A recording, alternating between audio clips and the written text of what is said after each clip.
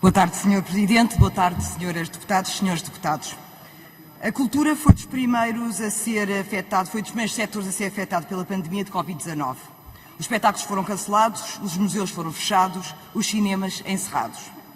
Num setor marcado pela precariedade laboral, a inexistência de um regime de trabalho e proteção social específicos e com estruturas de produção caracterizadas por micro e pequenas empresas, a desproteção dos trabalhadores é total.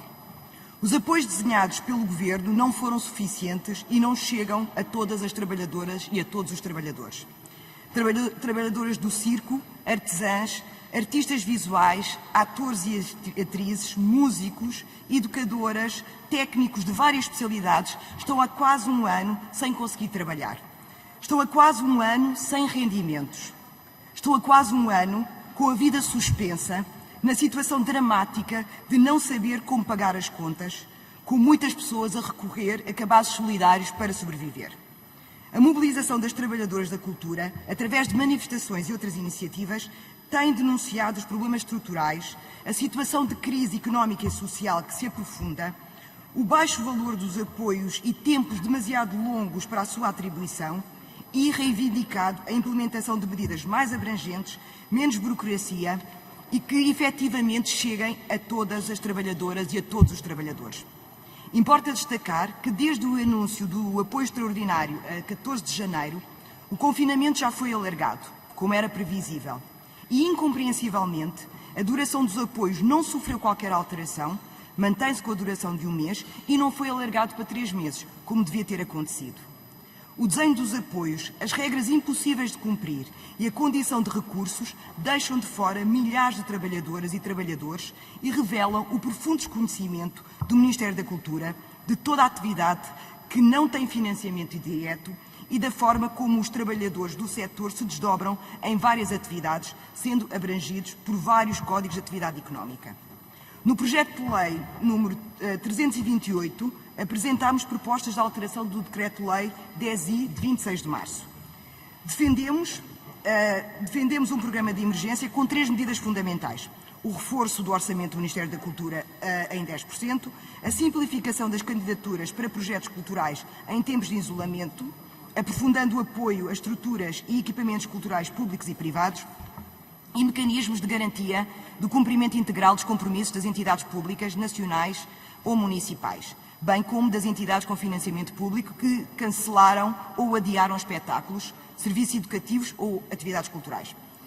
Estas medidas foram aprovadas e melhoraram bastante o projeto de lei. Contudo, o patamar de obrigação ficou nos 50%.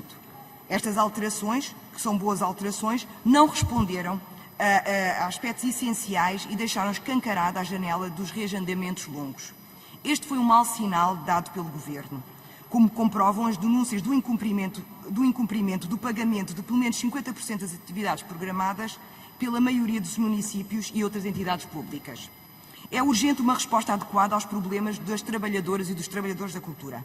É imperativo a implementação de medidas robustas que respondam à situação de calamidade que se vive no setor.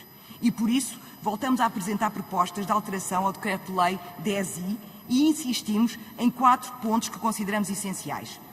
Que as entidades públicas que procedam ao cancelamento e reagendamento de iniciativas programadas neste período garantam 100% das verbas previstas para o pagamento aos trabalhadoras e aos trabalhadores. Segundo, a garantia de acesso aos equipamentos para práticas essenciais à profissão que não possam ser realizados em regime de teletrabalho.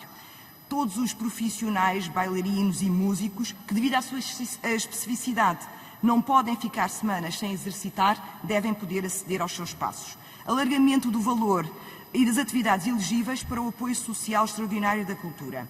O valor mínimo do apoio corresponde a 1,5 IAs. Este apoio deve incluir todas as pessoas singulares que sejam profissionais da cultura em atividades de edição, atividades artísticas de espetáculos e literárias, atividades das bibliotecas, arquivos, museus e outras atividades culturais ou ainda atividades dos parques de diversão e temáticos. Para além de corrigir os problemas estruturais, que é fundamental para combater a precariedade crónica e garantir a efetivação dos vínculos laborais, temos de proteger os trabalhadores e as trabalhadoras da cultura, Os apoios têm de chegar a todas e garantir que as pessoas sobrevivem, para garantir que a cultura sobrevive, que há cultura depois da pandemia. Muito obrigada.